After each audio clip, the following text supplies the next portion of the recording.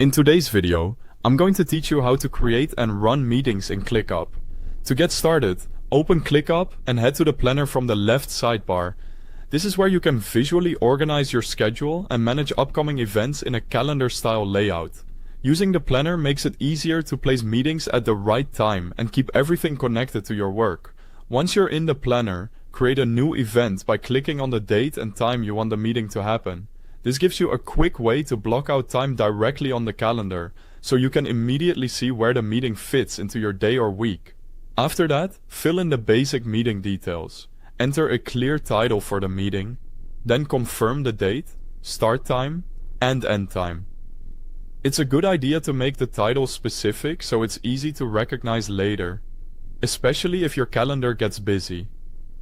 Double-checking the time here can also help prevent scheduling mistakes. Next, set up the meeting itself. Click Add Video Call so the event includes a link that everyone can use to join at the scheduled time. Then, add the participants who need to attend.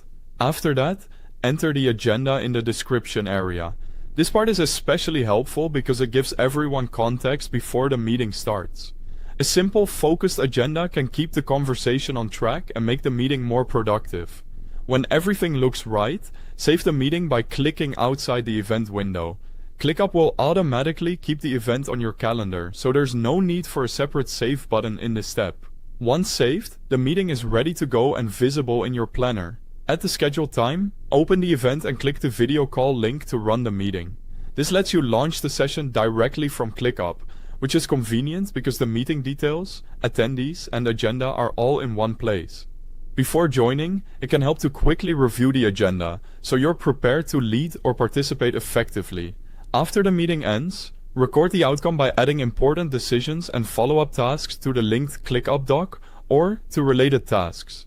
This is a key part of the process because it turns discussion into action.